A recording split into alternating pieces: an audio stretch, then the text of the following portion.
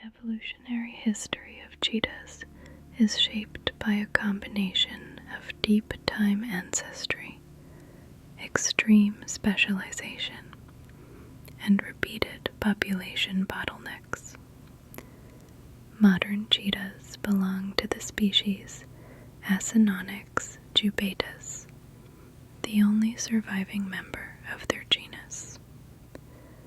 Fossil evidence shows that members of the Acinonyx lineage lived in Eurasia at least 2 to 3 million years ago. Older hypotheses proposed that cheetahs originated in North America due to similarities between Acinonyx and the North American cheetah genus Miracinonyx.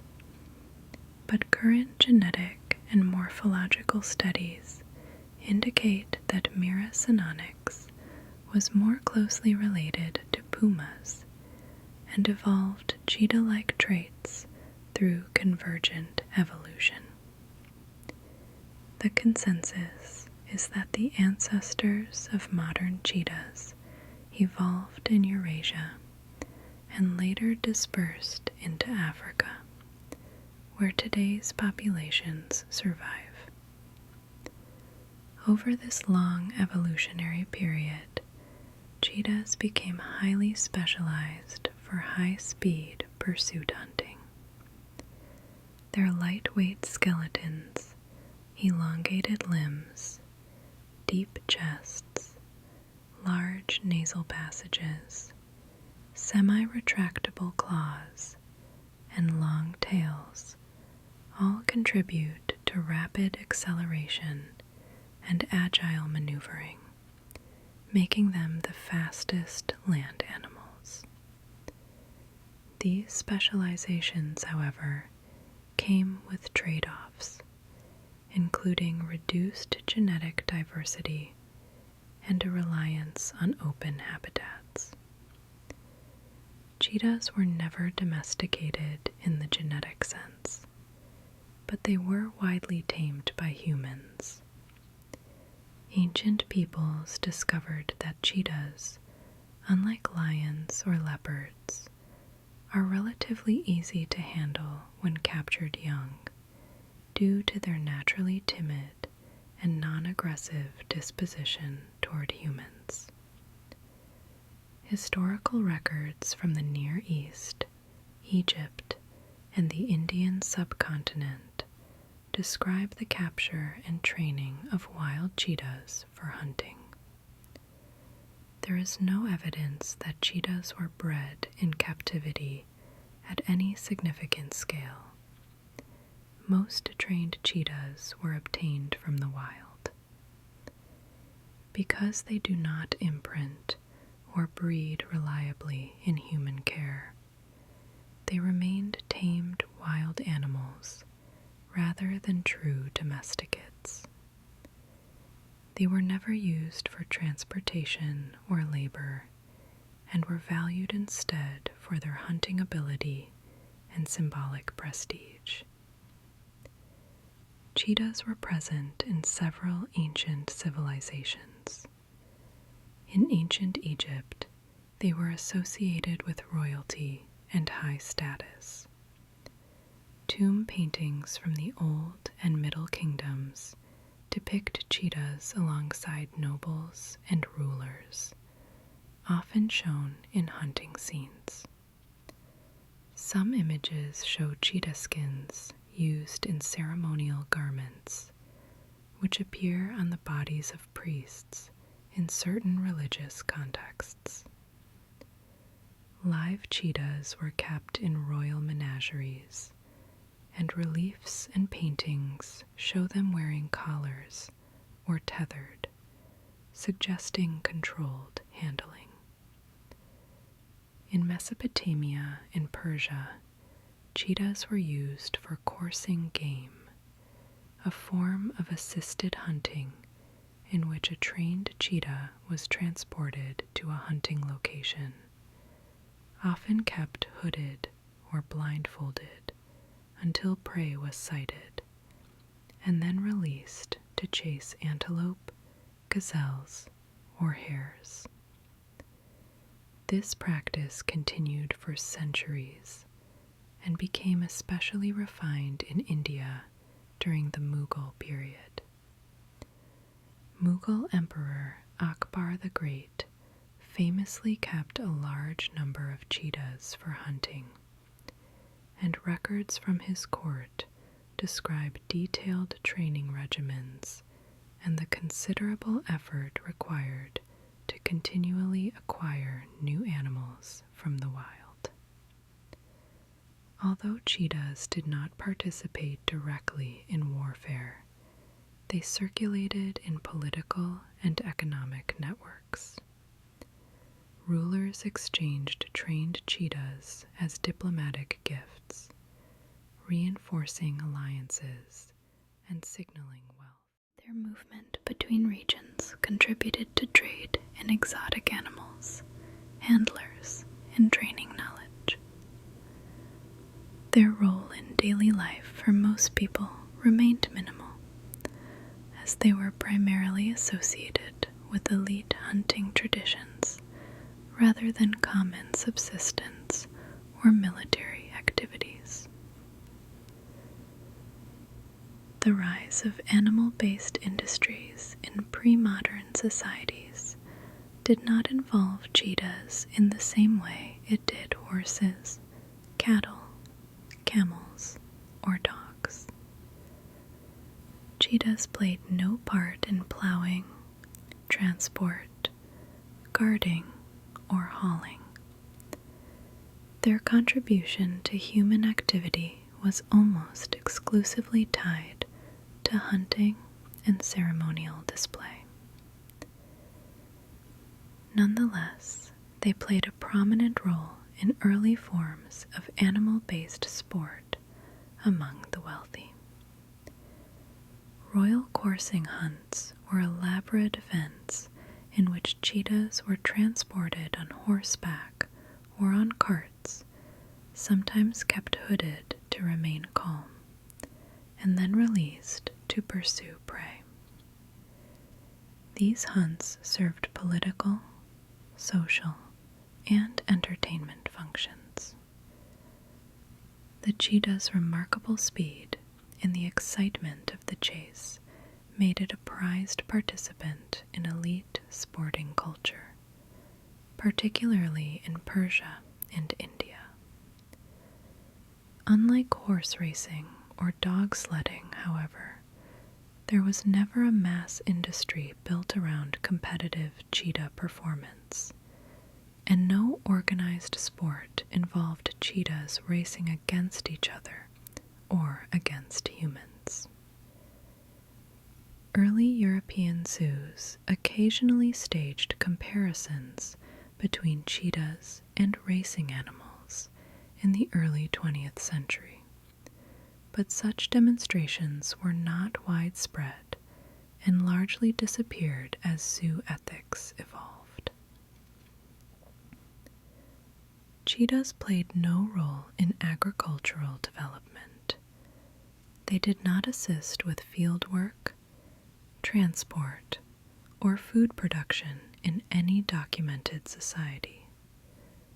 Their contribution to human subsistence was limited to the prey they helped elites capture.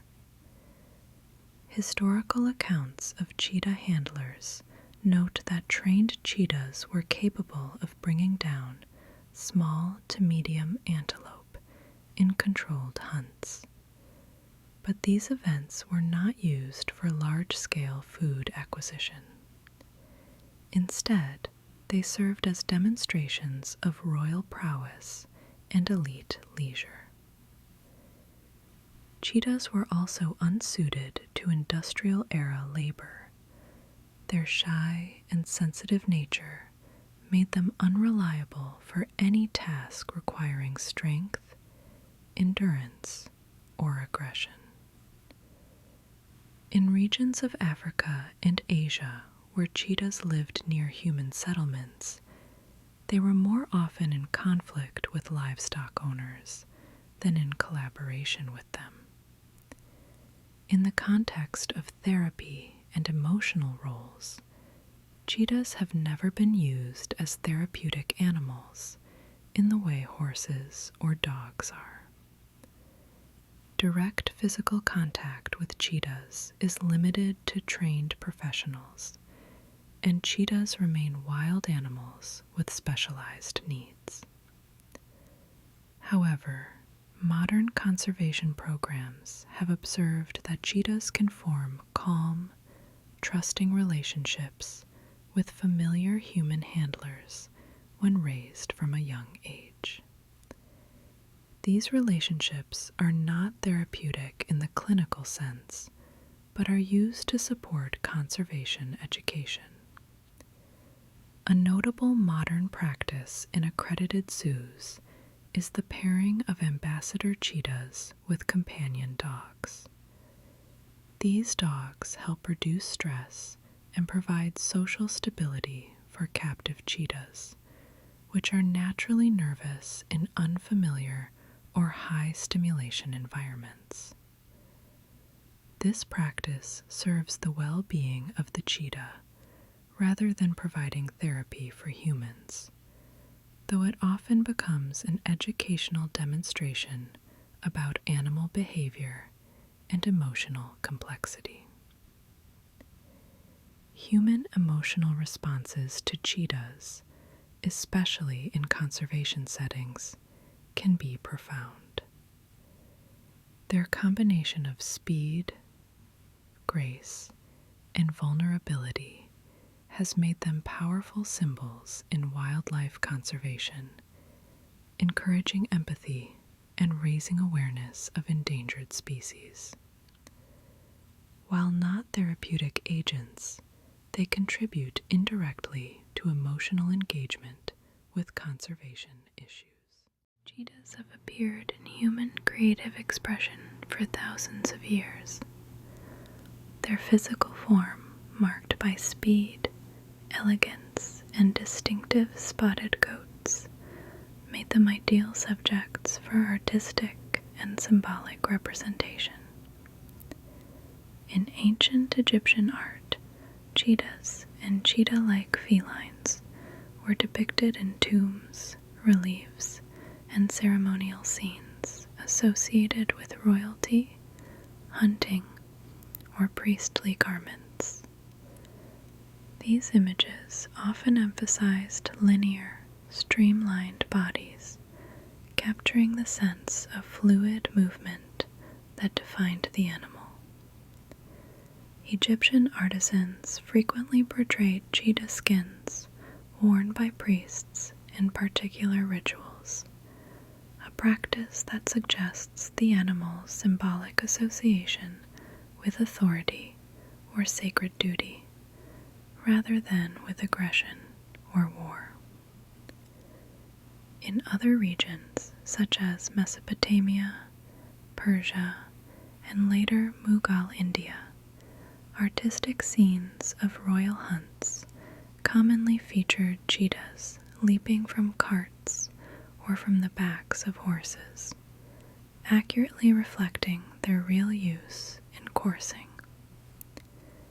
These depictions served not only as records of elite practices, but also as visual expressions of control over nature and mastery of refined hunting traditions.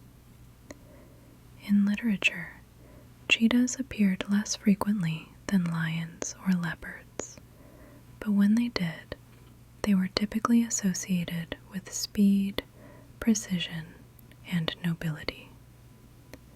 Classical writers described the hunting customs of Persian and Indian rulers and included references to trained cheetahs used to chase antelope or gazelle.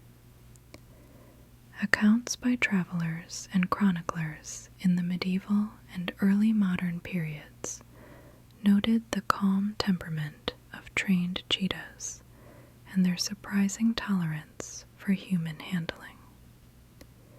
Cheetahs also appeared in parts of African folklore, especially in regions where they lived near human communities.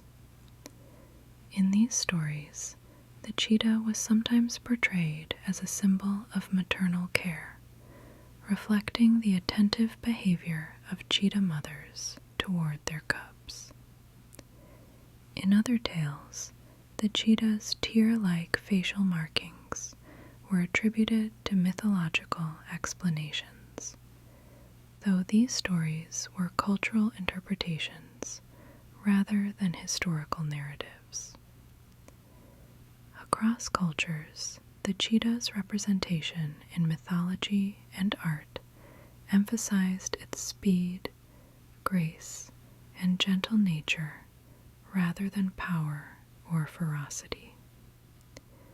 Unlike lions, it was rarely used as a symbol of kingship or conquest. Instead, its imagery reflected elegance, agility, and refined skill. The impact of cheetahs on human society is closely linked to these cultural representations. In regions where cheetahs lived historically, they influenced local identities and ecological understandings. African communities that shared landscapes with cheetahs developed knowledge of their behavior, recognizing that cheetahs preferred wild prey and rarely posed significant threats to people. In contrast, leopards and lions were more often the subjects of fear or defensive measures. The cheetah's relatively low aggression toward livestock sometimes shaped pastoral strategies, with herders distinguishing between predators and responding differently to each species. In societies that used cheetahs for hunting, such as Persia and India, the animals became symbols of aristocratic identity. The presence of trained cheetahs in royal courts reinforced social hierarchies and demonstrated the elite ability to command rare and exotic wildlife. This influence was cultural rather than economic, but it left a significant mark on artistic traditions, literature, and recorded history. Cheetahs also affected human psychological response to wildlife. As people learned more about their vulnerability and endangered status, especially in the 20th and 21st centuries, the cheetah increasingly came to represent fragility within natural ecosystems. Conservation campaigns frequently used images of cheetahs to emphasize the need to protect large carnivores and their habitats. Their speed made them charismatic symbols for energy and movement, but their declining numbers gave them an emotional resonance that shaped public attitudes toward conservation. The psychological impact of seeing cheetahs in educational settings, sanctuaries, or documentaries often inspires empathy, especially because cheetahs communicate through soft vocalizations such as chirps and purrs, which differ from the roaring of other big cats. These behaviors make them appear more approachable, even though they remain wild animals. Their unique combination of elegance and vulnerability has made them effective ambassadors for broader discussions about wildlife protection, habitat loss, and sustainable coexistence with predators. Modern conservation efforts for cheetahs are extensive and globally coordinated. Cheetahs today occupy only a fraction of their historical range, having disappeared from large portions of Africa and most of Asia. The Asiatic cheetah subspecies remains critically endangered, with with a very small number surviving in Iran. Conservation organizations, governments, and local communities collaborate to preserve remaining populations through habitat protection, anti-poaching initiatives, livestock management strategies, and genetic monitoring. Cheetah conservation emphasizes the need for large, connected landscapes because cheetahs roam widely, avoid conflict when possible, and require ample space to hunt successfully. Programs in African countries such as Namibia, Botswana, and South Africa involve partnerships with farmers to reduce conflict.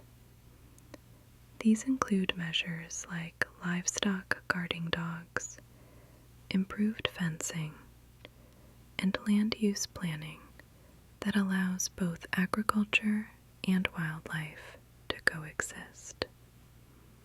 Such approaches have helped stabilize some cheetah populations by reducing retaliatory killing. Captive breeding programs also play a role, though they are not a replacement for wild conservation. Because cheetahs have historically been difficult to breed in captivity, modern breeding centers rely on careful management of genetics, stress reduction techniques, and naturalistic enclosures. Accurately maintaining genetic diversity is essential, given the species' naturally low genetic variation. In some regions, carefully controlled reintroductions occur where habitat and prey have been restored, though these efforts require extensive planning and long-term monitoring. Modern technology aids conservation as well. Satellite tracking collars allow researchers to follow the movements of wild cheetahs and identify key corridors, while camera traps help estimate population numbers and track reproductive success. Advances in veterinary care also improve the treatment of injured or confiscated individuals and support health monitoring in both wild and managed populations. Cheetahs contribute to ecological balance by controlling populations of medium-sized herbivores. As predators, they help maintain the structure of prey communities, influencing grazing patterns and preventing overpopulation of certain species. Because cheetahs prefer open landscapes and hunt primarily during the day, they occupy an ecological role distinct from lions, leopards, and hyenas, which reduces direct competition. Their daytime hunting reduces predation pressure on prey species that are more vulnerable at night, contributing to a balanced distribution of risk within ecosystems. When cheetah populations decline, ecosystems can experience shifts in herbivore behavior and distribution. Thus, protecting cheetahs supports broader biodiversity conservation. Efforts to restore savannas or grasslands often include measures to support cheetahs as part of maintaining healthy predator-prey dynamics. Looking toward the future, technological innovations are likely to play an increasing role in supporting cheetahs. Remote sensing, GPS tracking, and automated monitoring systems allow conservationists to understand cheetah behavior and movement in real time, improving the ability to protect corridors and manage human-wildlife interactions. Advances in genetic technology may help maintain diversity in both captive and wild populations, though such techniques must be applied with caution and clear ethical guidelines. Artificial intelligence tools assist in identifying individuals from photographs, predicting poaching risks, and analyzing habitat changes. These innovations help researchers and wildlife managers respond more effectively to threats and manage landscapes in ways that support long-term survival. At the same time, ethical and environmental challenges will shape the role of cheetahs in human society. Habitat loss, climate change, and human expansion continue to encroach on the open areas cheetahs require. Ensuring their future involves decisions about land management, protected areas, and coexistence strategies. Ethical considerations include the treatment of captive cheetahs, the responsibilities associated with ecotourism, and the need to balance human livelihoods with wildlife protection. The future of cheetahs depends on sustained global cooperation, local community engagement, scientifically informed management, and long-term commitment to preserving ecosystems. As symbols of speed, beauty, and ecological delicacy, cheetahs will likely continue to influence cultural imagination and conservation efforts. Their survival will reflect not only environmental conditions, but also human choices about stewardship